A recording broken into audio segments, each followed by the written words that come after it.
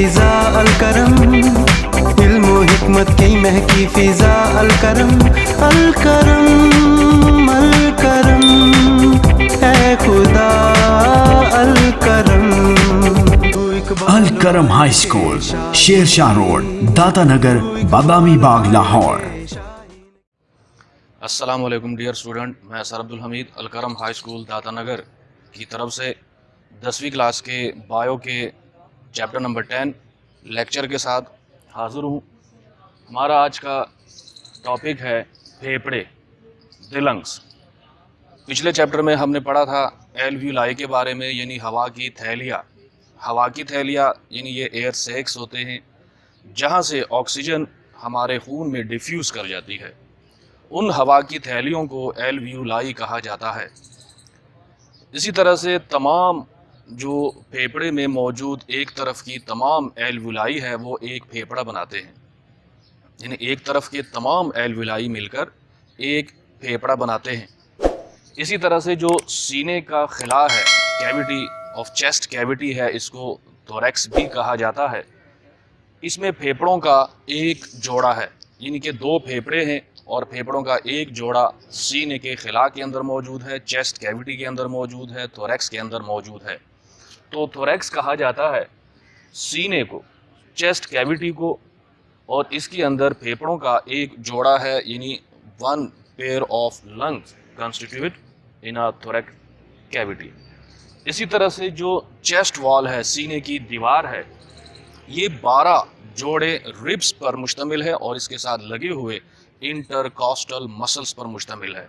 Intercostal muscles क्या होते हैं कि अगर हम देखें, ये पसलियाँ है, लेट सपोज कि ये रिब्स बोन है, पसलियों की हड्डियाँ है, ये तादाद में 12 है एक तरफ से, और दूसरी तरफ से भी 12 है, यानी कि 12 जोड़े हैं। फ़र्ज़ करते हैं कि ये रिब्स मसल्स है, ये सीने की हड्डी के साथ मुंसलिक होते हैं जिसको स्टर्नम कहा जाता है। सीने की हड्डी को स्टर्नम कहा जाता है।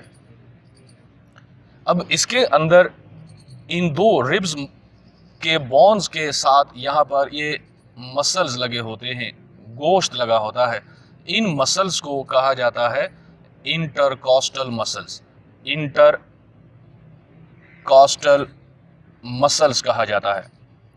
तो जो सीने की दीवार है वो 12 रिब्स, 12 पसलियों और इसके साथ लगे हुए 12 रिब्स, इनके पेयर्स पर मुश्तमिल है। 12 पेयर ऑफ रिब्स, 12 पसलियों के 12 जोड़े पर मुश्तमिल है और इसके साथ लगे हुए इंटरकॉस्टल मसल पर मुश्तमिल होती है।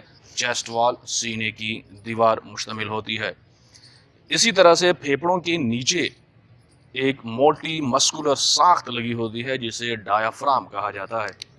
यानी अगर ये लंग्स है, ये दो फेफड़े हैं, इसके बिल्कुल नीचे एक मस्कुलर पर्दा बना हुआ है। ये मस्कुलर पर्दा और इसकी शक्ल होती है डोम लाइक, गुंबदनुमा स्ट्रक्चर है।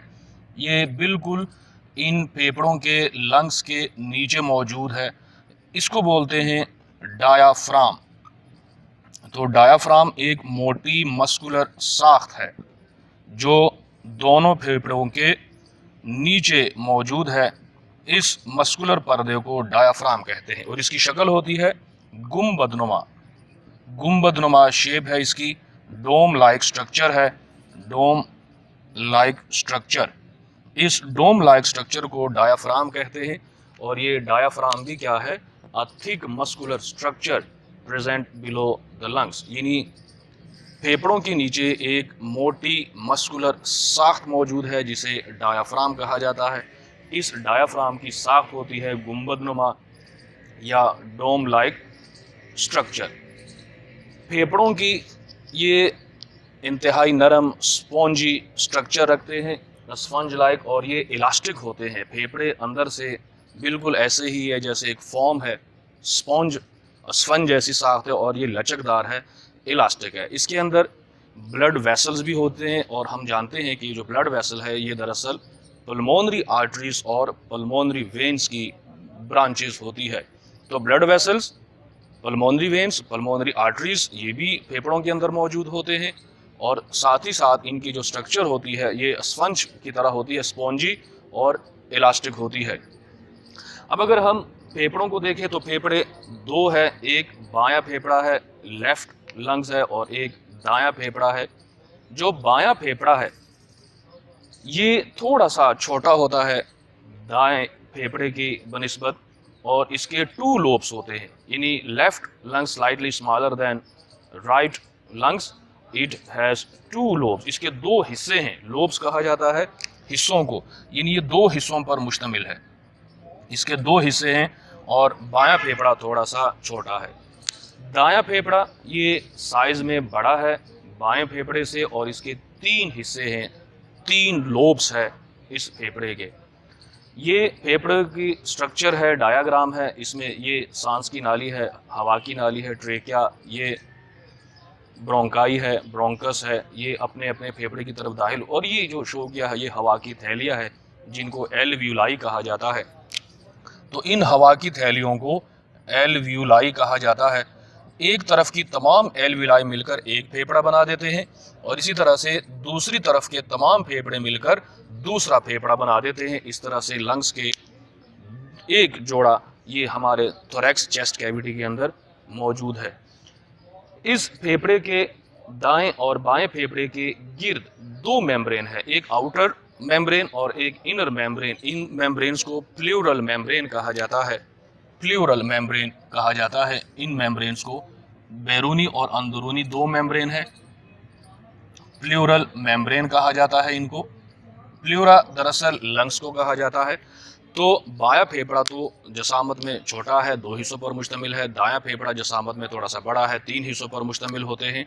फेफड़े स्पंज जैसे और लचकदार ऑर्गन है, इनके अंदर ब्लड वेसल्स भी होते हैं जो पल्मोनरी और वेन्स और आर्टरीज की ब्रांचेस है।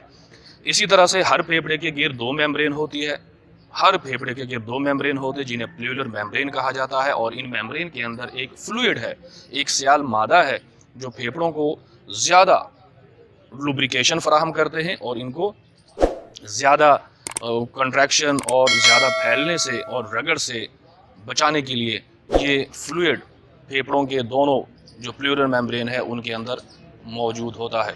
तो फेफड़ों की जो कैपेसिटी है एक नॉर्मल इंसान के अंदर, जब हम एक टाइडल वॉल्यूम है, एक मरतबा में सांस लेते हैं, ये तकरीबन 5 लीटर है। तो फेफड़ों की साख्त में हमने आज पढ़ा कि जब एक तरफ की तमाम एल्वियोलाई मिलती है तो वो एक फेफड़ा बना देते हैं। इंसान के चेस्ट कैविटी थोरैक्स में फेफड़ों का एक जोड़ा है, यानी 2 लंग्स है। सीने की दीवार जो मौजूद है इंसान के जिस्म के अंदर, ये दरअसल 12 पेयर रिब्स के और उनके अंदर उनके साथ लगे हुए इंटरकॉस्टल मसल्स पर मुश्तमिल होते हैं। फेफड़े स्पंज जैसे स्ट्रक्चर है और लचकदार स्ट्रक्चर है। फेफड़ों के नीचे एक मोटी मस्कुलर साख्त मौजूद होती है जिसे डायाफ्राम कहा जाता है, और फेफड़ों के गिर्द 2 मेम्ब्रेन मौजूद है जिनको प्लूरल मेम्ब्रेन कहते हैं। इनके अंदर एक सियाल मादा है, एक फ्लूइड है जो इनको लुब्रिकेशन फराहम करते हैं और इनको ओवर एक्सटेंशन, ज़्यादा एक्सपेंड और कंट्रैक्शन से बचाने के लिए ये मदद फराहम करते हैं। ये था आज का हमारा लेक्चर, उम्मीद है आपको समझ आया होगा। अगर कोई प्रॉब्लम है इस लेक्चर के हवाले से तो कमेंट में ज़रूर लिख दीजिएगा। अल्लाह हाफिज़।